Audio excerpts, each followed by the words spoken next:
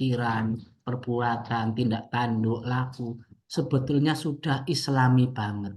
Kalau sudut pandang Muslim itu. Hanya saja karena ini bukan kesukuan ya. Jadi ini perkembangan. Beda dengan Jawa secara kesukuan di masa sebelum hadirnya pendidik-pendidik ruhani yang di tahun-tahun sebelum 1400. Memang di masa itu ya gak ada bedanya dengan umumnya kaum pemenang ya. Dalam arti ya seringlah kita dengarkan makan orang atau apapun sering terjadi. Sementara orang Jawa saat ini nggak mungkin itu dilakukan. Karena orang Jawa itu sangat menghargai apapun dan siapapun. Jangankan manusia, makhluk apapun sangat dihargai. Ini Jawa yang sudah matang dalam arti. Jadi ini Pak Uto saja sementara. Banyak yang lain Pak Uto yang lebih matur nuwun. layak. Yai. Iya, iya. Baik, berikutnya saya akan Iya, memanggil iya. kembali pada Prof. Sutantro. Ya, terima kasih Pak. Sudah selesai, Prof. Sudah baru selesai ini. Ya. Salam semua saudara. Salam semua saudara. Romo Suryo dan Romo Oto. Luar biasa, luar biasa. Sangat terkait sekali Pak Oto, Pak Romo Suryo dengan Hindu juga. Karena terkait kalau di Hindu itu, Jawa kan Jawa itu tadi artinya kebenaran gitu. Ya. Pak Oto ya. Itu juga di Hindu, intinya pelajarannya, intinya adalah sanatana dharma atau kebajikan atau kebenaran yang tiada awal dan tiada akhir. Sehingga sasarannya hidup ini tadi, kenapa kita harus hidup? Sasarannya adalah moksardam jagatita yacaiti dharma. Dengan kebenaran itu atau dengan sanatana dharma lah kita harus membangun kehidupan yang rukun, damai, harmonis, adil, dan sejahtera. Nah itu, bagaimana itu kita bisa melakukan itu? Persis gitu kalau di Hindu memang ada 5 inti yang harus diyakini atau yang disebut Pancasrada, 5 keyakinan yang sangat terkait sekali tadi dengan apa yang diuraikan oleh Romo Suryo tadi. Yang pertama adalah filsafat tentang ketuhanan. Kemudian filsafat tentang manusia, tentang kehidupan, kemudian tentang kelahiran dan tentang kematian. Tadi banyak tentang kehidupan. Kehidupan itu manusia di Hindu itu sangat yakin sekali di ajaran Hindu itu sangat yakin sekali bahwa manusia, semua manusia diciptakan oleh Tuhan yang esa. Diciptakan oleh dari 24 unsur utama. Ya tadi terkait sekali tadi dengan Romo Suryo tadi. Yang pertama adalah energi dari Tuhan sendiri. Yang disebut jiwa atau di Hindu dikatakan jiwatman. Yang dilindungi oleh atau dilapisi oleh badan halus yang isinya 3 tadi, budi atau hati nurani, kemudian manah, pikiran, dan kemudian ahamkara. 3 itu. Hati nurani, budi itu, kemudian itu adalah isinya kesucian, kearifan, dan kebijaksanaan. Kemudian di manah itu kecerdasan. Kemudian ahamkara inilah sumber dari segala penyakit yang ada di nafsu, keserakahan ego, kemudian kemabukan, iri, dengki, semua berada di sana. Di sanalah kita harus menyadari kalau kita, hidup kita, pikiran kita, itu dipengaruhi oleh nurani atau kebijakan atau kesucian, maka kita bisa hidup, atau itu jawani, berarti kalau kita dituntun oleh hati nurani kita, itu hidup arif dan bijaksana. Kita hidup dikatakan sebagai bagaikan dewa. Jadi perilaku kita bagaikan dewa. Kalau kita suci bagaikan dewa, sudah tidak terikat lagi oleh duniawi ini. Kehidupan kita saja apa? Tulus, tidak ada ikatan duniawi, tidak ada keserakahan, tidak ada nafsu, tidak ada apa-apa. Dan disinilah dia akan bisa kalau mati, wafat gitu, dia mencapai sangkan paraneng dumadi. Disinilah dia bisa melakukan di alam ini, dia melakukan moksa sekala. Kehidupan yang rukun, damai, harmonis, adil dan sejahtera yang tidak terikat oleh duniawi. Dan kemudian setelah dia meninggal, dia kembali manunggaling kalau dan Gusti mencapai sangkan paraneng dumadi. Kalau dia hidup hanya dipengaruhi oleh pikirannya saja, kecerdasan pikiran saja, dia berbuat baik, itu hidup bagikan manusia. Dia akan bisa mencapai kalau mati surga. Kalau dipengaruhi oleh hamkara, nafsu, serakah, sombong, mabuk segala macam di sana, dia akan menjadi buta, ya, hidup sebagai buta. Seperti Rahwana itu hidup sebagai itu, dia akan masuk ke neraka. Jadi di Hindu itu ada 3 hal. Menyatu kembali kepada Tuhan, dia masuk surga ke alam dewa, dan masuk neraka. Dan disinilah sadar betul di Hindu itu kenapa kita dilahirkan. Apa kewajiban kita lahir? Kemana kita harus pergi? Di sana seperti tadi, itu di sana Satyam, Siwam, Sundaram. Kebenaran, kesadaran, dan keindahan. Itulah kita hidup kita. Kalau kita sadar pada kebenaran, kemudian kita berjalan menuju keindahan atau Satchit Ananda gitu. Satchit Ananda, kita sadar betul pada kesucian, keagungan Tuhan, dan pengetahuan tadi, tidak hanya tahu, pengetahuan, kemudian kita mencapai kebahagiaan yang sejati. Tadi menarik juga, kita juga dikaruniai panca budindriya. Ini panca budindriya untuk kita tahu tadi. Tadi ada tahu, kita mata kita mengetahui, tahu dia. Telinga kita mendengar, tahu, kemudian masuk ke pikiran kita. Sehingga indria itu ada indria sensorik untuk tahu. Kemudian masuk ke pikiran untuk mengetahui. Dan menjadi pengetahuan di mana kita. Menjadi pengetahuan. Kalau pengetahuan itu dibimbing dituntun oleh nurani menjadi kearifan dan kebijaksanaan. Pengetahuan yang arif dan bijaksana. Kemudian dilaksanakan oleh panca budindriya, tangan, kaki, kemudian kemaluan segala macam, ada 5 lagi panca karmendriya. Di sana laku kita. Dan di sana karma suci kita. Kalau kita dikendalikan oleh itu, jadi kita sadar siapa kita. Kenapa kita, apa kewajiban kita hidup, kemana kita harus pergi. Jadi kita terdiri dari 24 unsur, itu 24 unsur, dan kita sama semua. Maka di Hindu disadar betul mereka, kita adalah sama. Tatuamasi diciptakan oleh Tuhan dari 24 unsur. Tadi 1, 3, kemudian 10 indria kita, kemudian panca mahabhuta, dan kemudian panca, ini 5 lagi, 5 energi yang melindungi kita. Ya, itu 24. Semua kita sama. Sehingga jadilah tatuamasi. Kemudian sadar betul kita diciptakan oleh Tuhan yang sama. Tapi orang bijak menyebutkan dia berbeda-beda. Dan dipuja dengan cara yang berbeda-beda. Dan ditafsirkan dengan cara yang berbeda, itulah menjadi agama. Gitu. Tapi kita sadar betul, kita adalah satu. Nah, kita adalah Satyam, Siwam, Sundaram tadi, atau Sawa, Sudaewa, Kutumbaka, kita semua saudara. Kita semua saudara.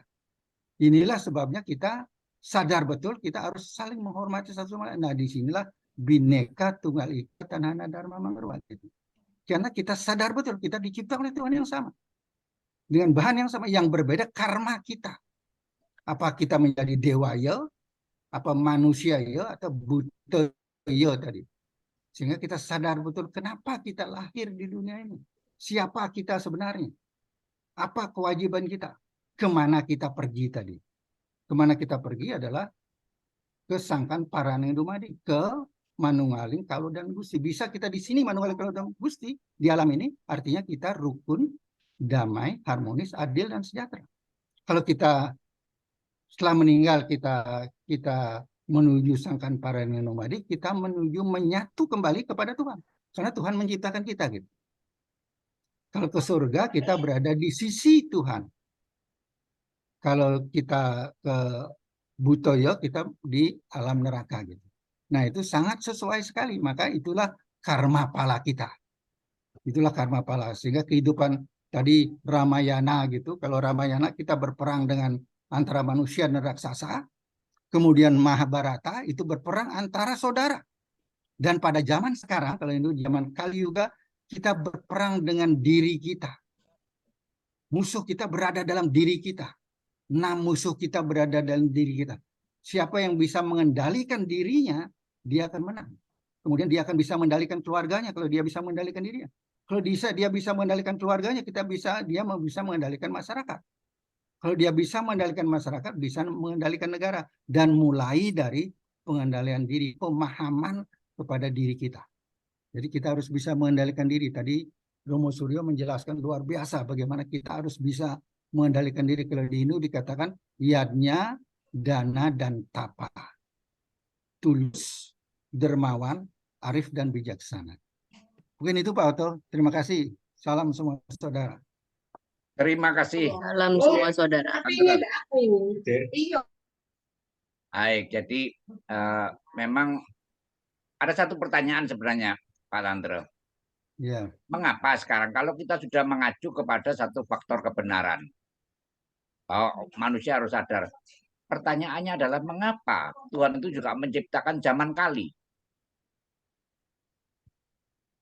Nah ini Ya. itu Di satu Hindu itu pertanyaan. Pak Oto ada 4 zaman. Ya, Pertama zaman Kertayuga di mana manusia tidak dipengaruhi oleh pikir, tidak dipengaruhi oleh duniawi. Dia ya, hanya bermeditasi menuju pada Tuhan. Kemudian dipengaruhi oleh pikirannya. Dipengaruhi oleh pikirannya, di sanalah dia sudah berpikir tentang sesuatu. Sehingga di sana ada kebajikan, di sana yoga marga, kendalilah pikiran. Pada zaman namanya zaman Treta Yuga. Di sana sudah 25% orang kehilangan kendali tentang dharma. Kemudian 2 para itu zaman Ramayana itu. Maka musuh kita jauh, Rama berada di sini, musuhnya di seberang sana. Manusia dengan apa? Dengan raksasa gitu. Kemudian pada jam 2 para yuga 50% kita menjalankan kebenaran, 50% tidak gitu. Di sana ada bakti yoga marga. Kita semua harus kita melaksanakan secara tulus. Di sini yang berperang perang saudara. Perang saudara yang paling besar pada zaman Baratayuda itu semua raja-raja yang ikut meninggal, mati. Hanya yang hidup masih hanya Panca Pandawa. Anak-anaknya Pandawa pun mati. Nah, di sanalah pesan pada manusia, hati-hati jangan serakah, jangan diikat oleh duniawi, harta dan tahta. Nah itu. Pada zaman Kali Yuga ini orang lupa pada dirinya. Itu Pak Oto. Lupa pada dirinya. Dirinya menyatakan dirinya badan saya ini loh diri, bukan sang Atman, bukan sang jiwa. Kalau itu kita tidak kehilangan tatuamasi, kehilangan Wasudawa Kutubakam. Kita mengisi perut kita gitu. Kita mengisi kantong kita itu pada zaman sekarang ini kali ini gitu. Karena kita kesadaran kita siapa kita lupa kita. Untuk apa kita hidup lupa kita. Sehingga 75% umat manusia katanya sudah lupa akan dirinya. Dia menyatakan dirinya ya badan ini. Sehingga saya harus mengisi perut saya sebanyak-banyaknya, mengisi kekayaan saya itu 7 turunan gitu.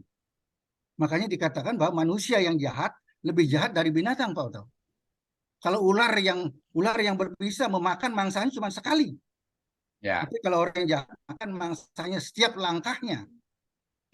Macan, harimau makan setelah dia wareg gitu ya penuh, kenyang, berhenti. Mengasihkan makan pada yang lain. Kita sampai wareg sampai 7 turunan tidak merasa wareg. Nah, itu makanya perbedaan manusia. Makanya sadarlah siapa diri kita.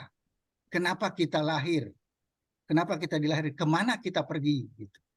Apa tujuan kita. Nah itu yang penting. Itu Romo Suryo menyatakan itu yang penting. Itulah yang jawani. Supaya Jawa kita jawani gitu. Kalau kita jawani kita menggunakan pikiran kita dikendalikan oleh hati nurani. bukan dikendalikan oleh ahamkara tadi gitu. Kalau dikendalikan oleh ahamkara kita menjadi buto, menjadi raksasa, menjadi rahwana gitu. Kalau kita dikendalikan oleh pikiran kita menjadi dewa, menjadi dikendalikan oleh nurani kita akan menjadi dewa gitu. Itu Pak Oto. Ya. Baik. Jadi zaman Kaluga itu bisa saya ibaratkan begini. Zaman kalut, pikiran kalut. Zaman kalut. Ya, Ini kita kalut. hari ini saya makan apa? Besok Orang sangat ya, dibelenggu oleh duniawi, ya. Pak. Saya makan apa, saya dapat apa. Saya makan apa? Besok saya makan di mana? Kemudian Begitu makan semakin siapa? kaya lagi, Makan besok siapa? Makan siapa siapa? yang saya makan? Nah, ini repot kalau sudah begini. Baik, terima kasih. Saya akan beralih kepada penangkap yang lain dari agama dari Konghucu terlebih dahulu. Pak Junarto, Witek Tongkian, Pak Jun. Juta, malam-malam. Salam semua saudara. Romo Uto, Romo Suryo. Saya sebenarnya sih sama seperti yang Muhammad dari Buddha tadi. Kalau pengetahuan tentang Jawa agak kurang lah kata bahasanya. Walaupun dulu sekolah di SD negeri tentang bahasa juga pernah belajar waktu kita SD, cuma tidak begitu paham juga. Sedikit yang saya tanggapi Romo Uto, Romo Suryo, bahwa semua agama adalah tujuannya saya rasa sama, pembinaan diri yang ujung-ujungnya adalah menggembirakan kebajikan yang bercahaya. Dan pasti semua kita tidak akan berhenti pada titik tertentu. Kita akan selalu menghilangkan kebijakan itu sehingga bercahaya. Saya terselip tadi Romo Suryo, saya lihat di belakangnya ada dupa. Kalau di agama saya, hiu bilangnya. Mungkin sedikit sharing saja dan pertanyaan bagi Romo Suryo atau Romo Uto. Fungsinya apa sama dengan yang kita imani dalam pemasangan dupa itu. Itu saja, Romo Uto, Romo Suryo, terima kasih. Salam semua saudara. Salam semua saudara. Baik, terima kasih Pak Junarto. Berikutnya saya beralih kepada agama Buddha. Apakah Samanera?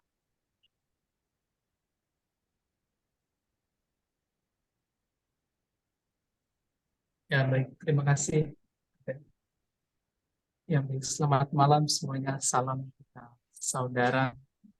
Sebelumnya, terima kasih atas kesempatan baik yang diberikan oleh moderator, terutama adalah narasumber kita pada malam hari ini sangat luar biasa yang memaparkan materi tentang inti ajaran Jawa. Meskipun saya luar Jawa ya, tapi sedikit saya memahami tadi. Nah, apalagi yang dijelaskan ini adalah inti dari ajaran Jawa itu sendiri. Saya yakin dan seyakin-yakinnya bahwa memang setiap agama yang ada di Indonesia ini memiliki inti ajarannya masing-masing.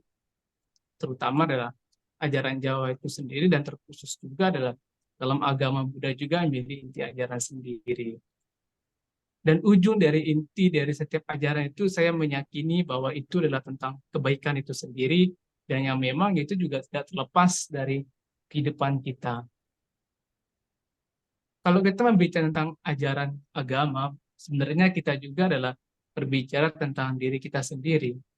Sebaik apapun ya inti dari setiap ajaran agama itu, jika umatnya sendiri tidak mampu mengimplementasikan dalam kehidupan sehari-hari, maka itu hanya menjadi teori saja. Nah, seperti apa yang disampaikan tadi di awal ya, banyak seseorang memiliki pengetahuannya sangat luas sekali tentang apapun dikuasai. Tetapi yang menjadi pertanyaan sekarang adalah sejauh mana ia mampu mempraktikkan itu dalam kehidupan sehari-hari.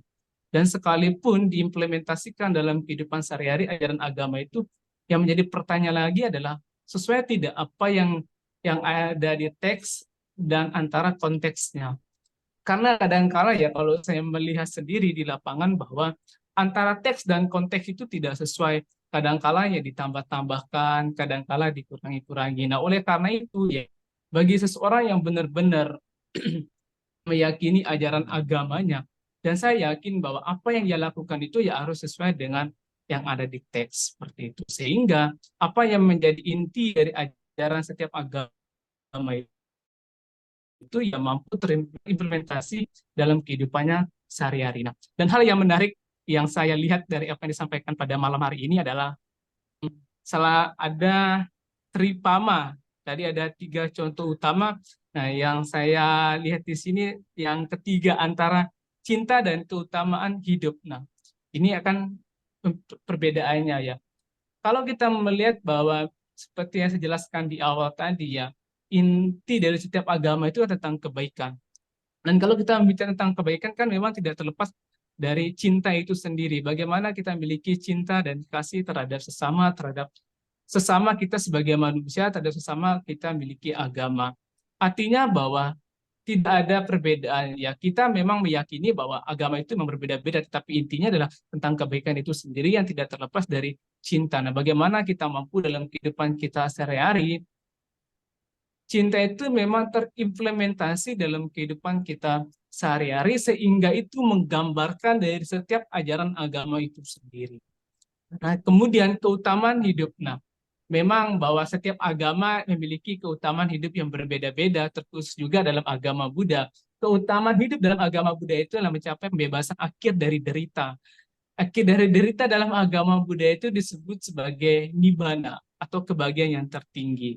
Nah, untuk mencapai kebahagiaan tertinggi atau kebebasan keutamaan dari hidup itu adalah ya ajaran agama itu sendiri harus terimplementasi sesuai dengan antara teks dan konteksnya sehingga itu menjadi jembatan bagi kita untuk mencapai keutamaan dari kehidupan kita saat ini. Nah, apa yang menjadi poin yang saya sampaikan pada malam hari ini bahwa dari apa yang disampaikan oleh narasumber malam hari ini adalah bahwa antara teks dan konteks itu harus sesuai sehingga apapun yang menjadi inti dari setiap ajaran agama itu mampu terimplementasi dalam kehidupan kita sehari-hari tanpa kita memberitahu kepada orang lain. Dan jika orang lain melihat perilaku, sikap, pola pikir, ucapan kita baik, berarti orang akan mengerti bahwa ajaran agamanya adalah memang baik dan memang benar. Tapi jika apa yang dia lakukan dalam kehidupan sehari-hari itu tidak sesuai dengan ajaran agamanya, maka seseorang akan bisa menilai bahwa memang ajaran agamanya itu memang seperti itu. Karena kalau kita benar-benar yakin bahwa saya meyakini ajaran saya, maka kita harus yakin bahwa apapun yang ada di teks yang ada di kitab suci yang menjadi inti dari setiap ajaran agama itu ya mampu terimplementasi dengan baik sehingga itu akan memberikan manfaat bagi banyak orang,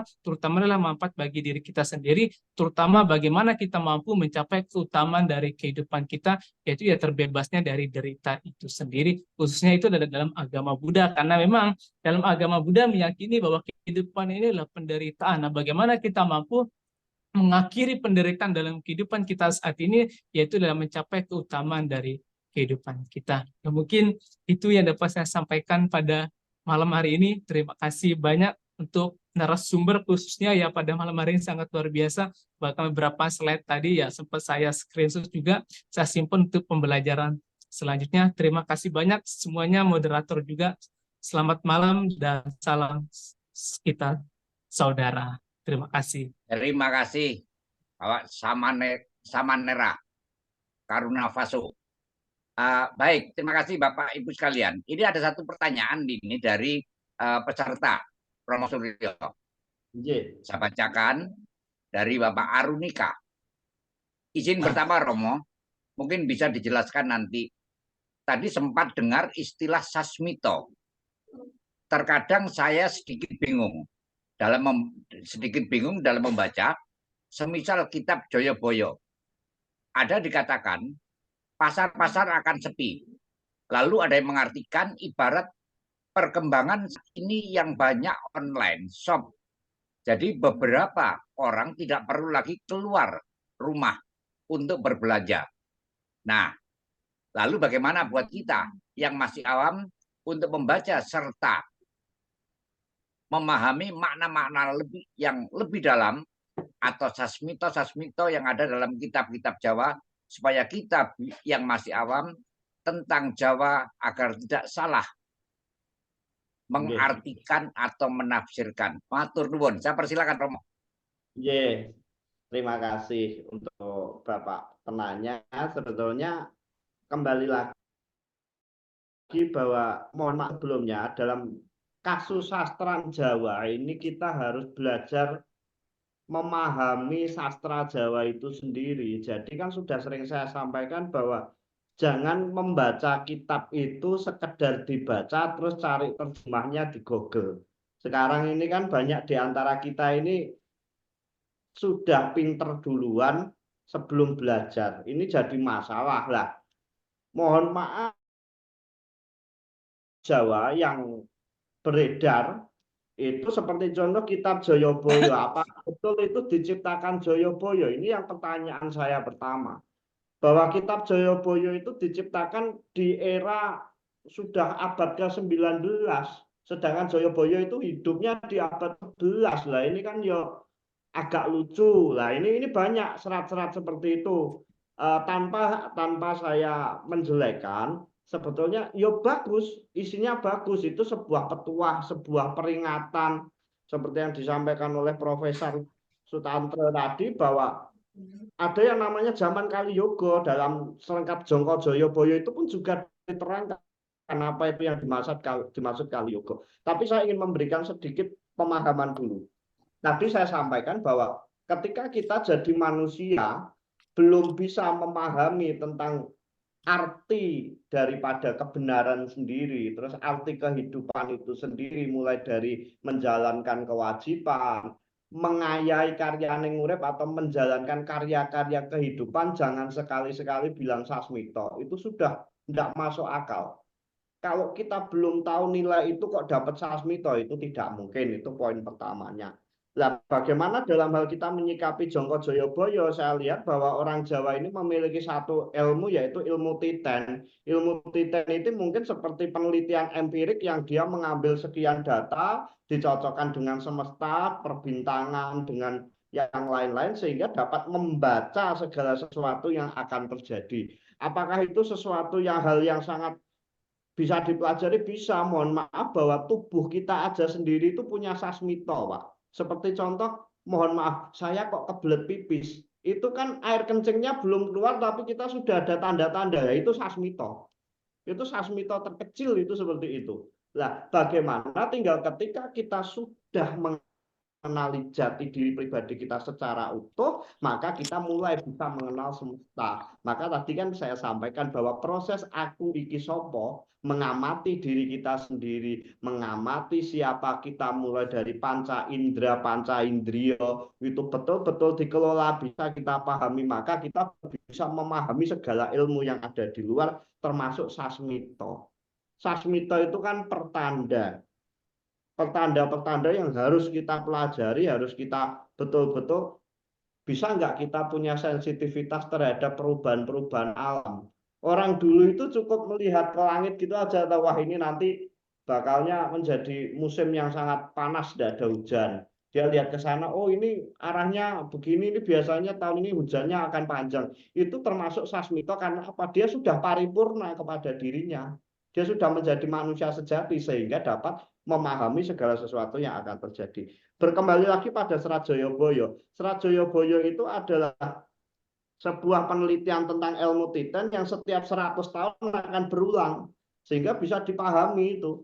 Maka disebutkan pasar ilang kumandange, ya seperti sekarang ini kan pasar ilang kumandange.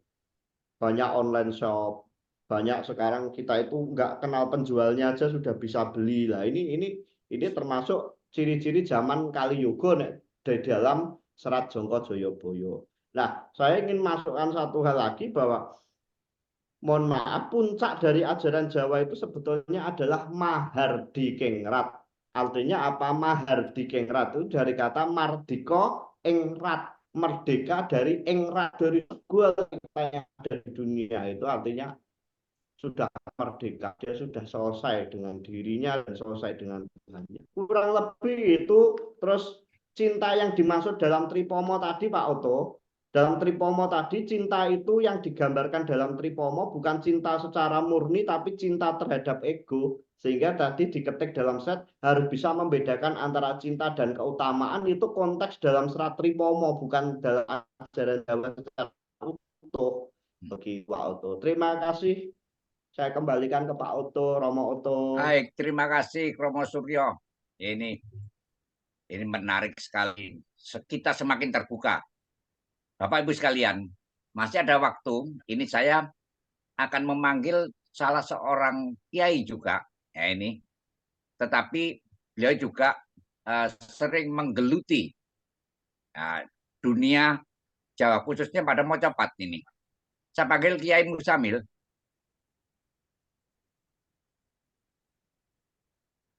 Halo, Yai.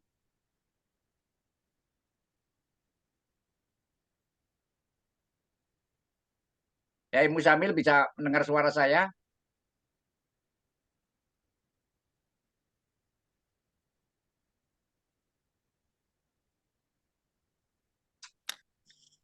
Baik, rupanya beliau juga tadi juga WA mengalami satu trouble untuk suara, untuk soundnya tidak bisa keluar.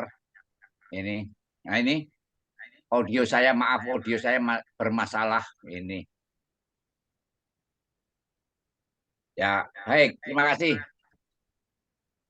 Bapak Ibu sekalian, mungkin masih ada dari teman-teman, saudara-saudara kita dari agama Katolik, mungkin ada dari yang ingin memberikan satu tanggapan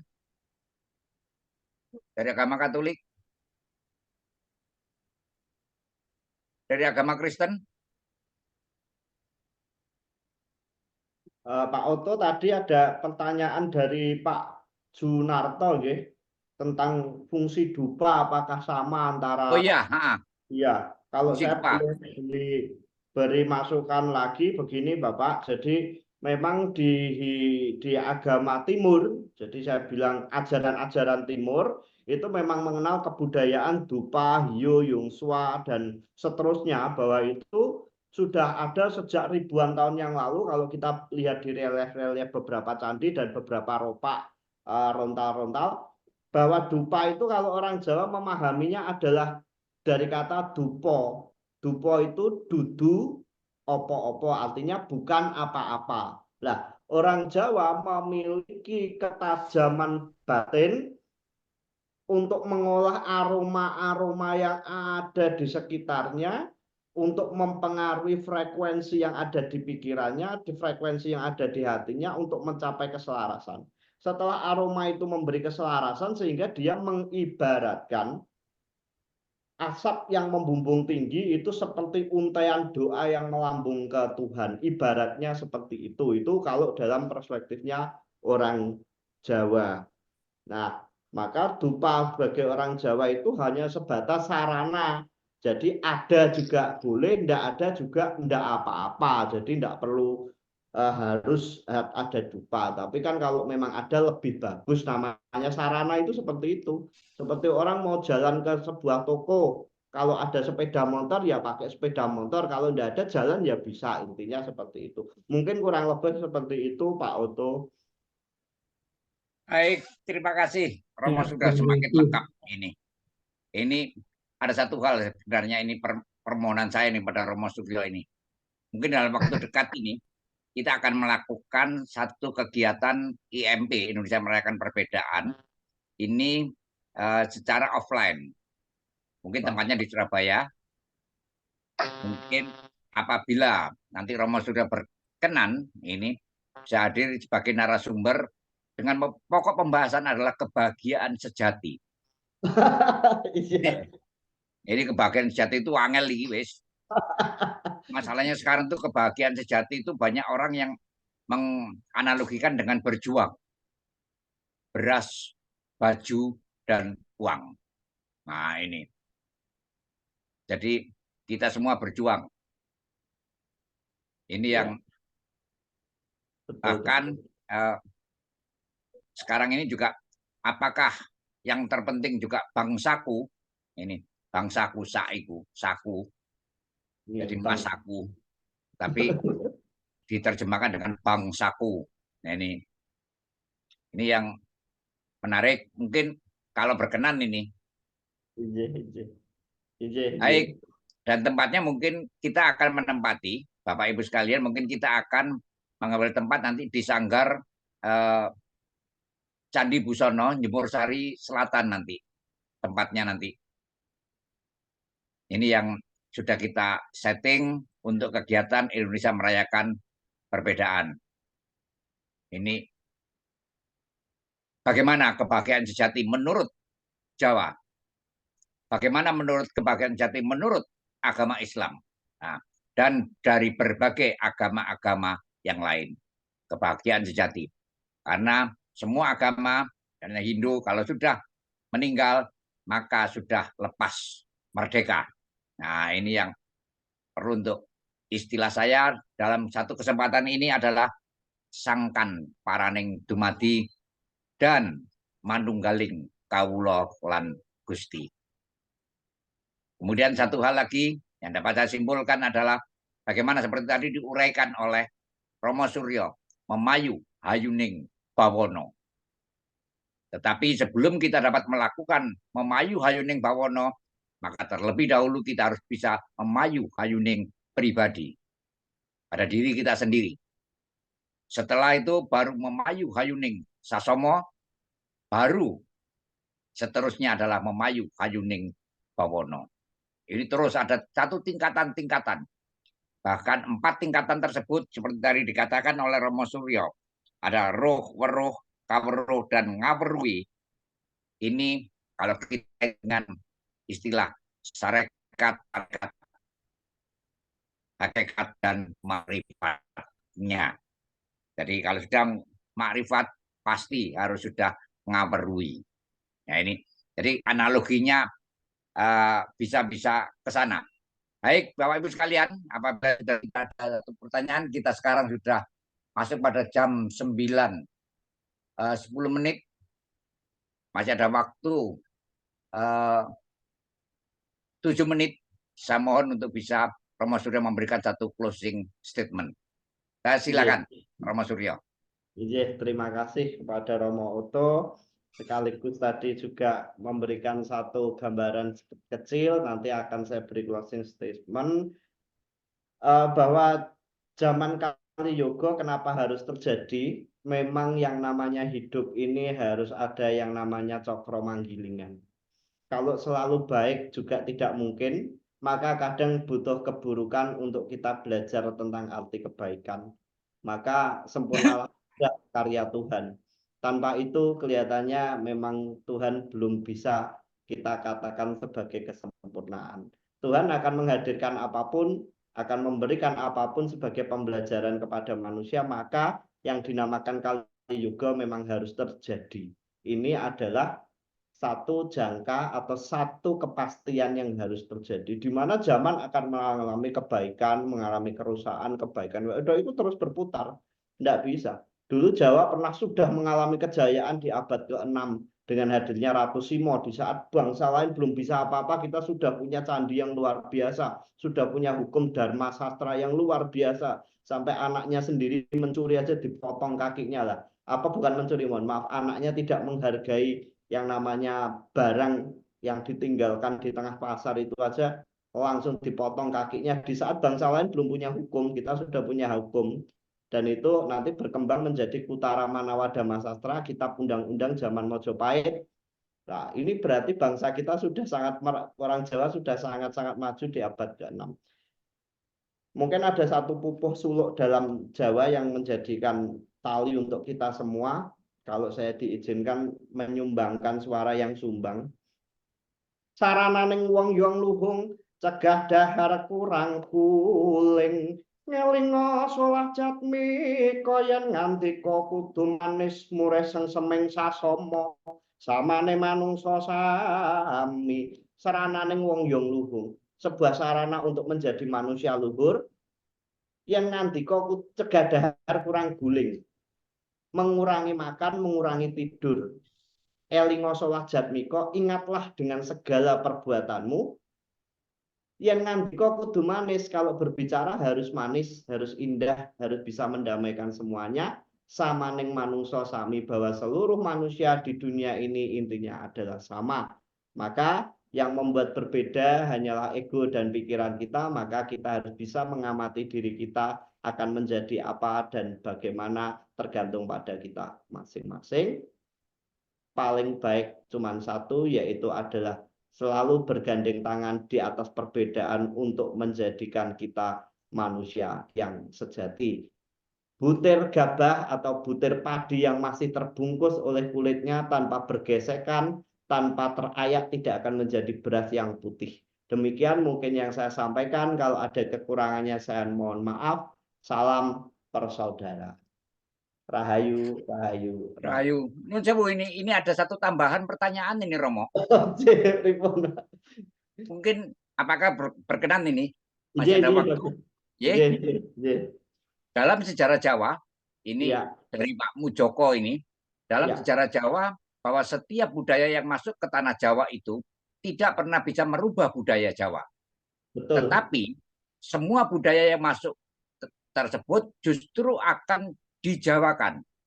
Contoh, ketika Islam masuk di Jawa, bukan Jawa yang diislamkan, tetapi Islam yang dijawakan, termasuk agama-agama lain. Mohon penjelasan.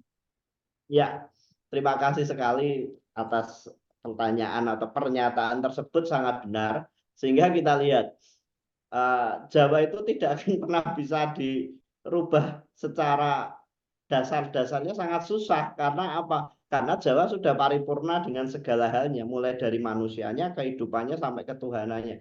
Sampai ketika agama, ajaran apapun masuk, ini akan sedikit demi sedikit mereka akhirnya mempengaruhi atau terpengaruhi dengan ajaran-ajaran Jawa itu sendiri. Seperti contoh munculnya sekaten, menara masjid yang menggunakan joglo tumpang sari, joglo tumpuk, itu pengaruh-pengaruh seperti itu memang tidak bisa dihilangkan. Sama halnya sekarang kalau kita mau contoh realnya, fakta nyatanya, mungkin kita sama-sama ayo kita studi ke Bali. Di Bali itu semua agama yang masuk di Bali akan mengikuti adat dan kebiasaannya orang Bali. Maka jangan kaget kalau di sana itu ada gereja pakai canang sari, pura yang sudah kelenteng juga pakai canang sari. Itu adalah gambaran Mojopahit yang dulu ada di Jawa. Di Jawa pun sedemikian, sehingga sulit untuk dipengaruhi. Karena apa? Kita lihat dari raja-rajanya saja.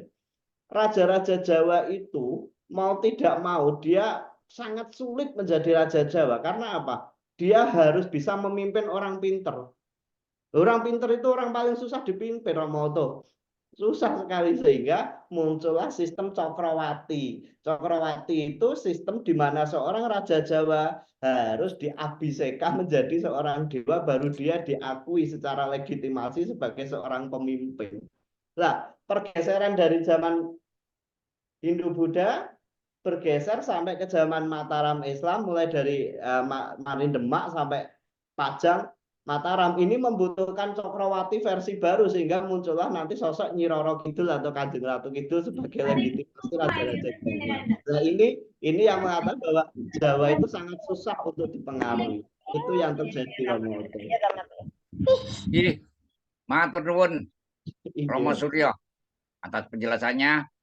Dan Bapak Ibu sekalian yang saya hormati, ada pertemuan pasti akan ada satu perpisahan.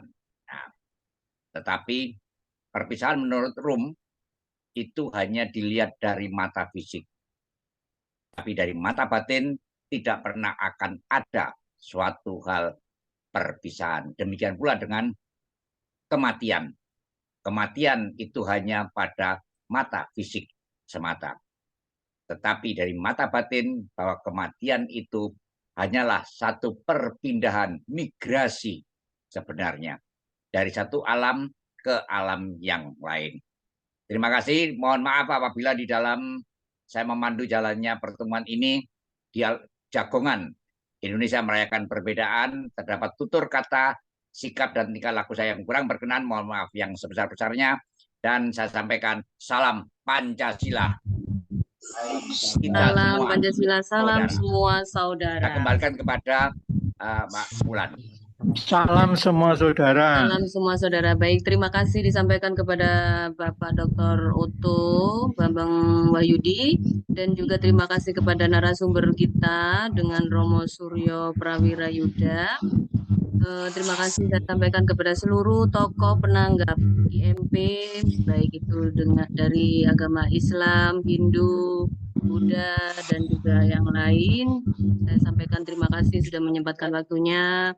Terima kasih juga kepada seluruh peserta jagongan online yang sudah setia mengikuti rutinan kita setiap Senin malam.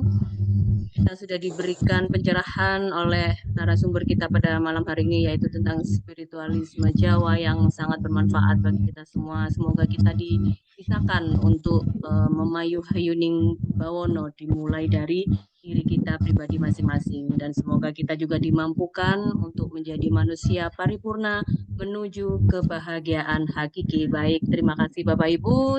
Sampai jumpa Senin depan dengan tema yang berbeda. Dan jangan lupa untuk mengisi absensi dan kuesionernya. Terima kasih dan salam semua saudara. Wassalamualaikum. Sampai jumpa kembali. Ya, terima kasih Romo Suryo. Rayu Martiko. Semoga bisa bertemu kembali di acara IMP offline ya Bapak Ibu. Terima kasih Pak Otto. Sudah kita siapkan Mbak Wulan. Bapak. Kegiatannya untuk offline. Ya, Kebetulan sanggarnya juga sudah jadi, sudah siap. Oh, sudah jadi renovasinya Pak? Ya, renovasinya sudah ada ruang pertemuan, bahkan juga ada untuk menginap, tidur juga bisa. Wah, sip itu Pak. Baik, kita tunggu kembali kabarnya, koordinasi lagi ya Pak Otto. Iya. Yai Hanan. Terima kasih. Ya. Ini sama Yai Hanan di live ini ya. acara kita. Oleh-olehnya masih belum ya. Oh, beres. Pak Otto mau apa? Di Gojek kan juga bisa ya sebenarnya ya. Oh, bisa. Atau saya antar sendiri loh bisa. Coklatnya itu, yang penting itu coklatnya itu. Oh, yang penting coklat. Baik, Pak. Iya, yang penting coklat. Baik, Bapak Ibu, saya end meeting ini ya. Terima kasih. Romo Suryo, terima kasih. Rayu semuanya. Salam semua saudara.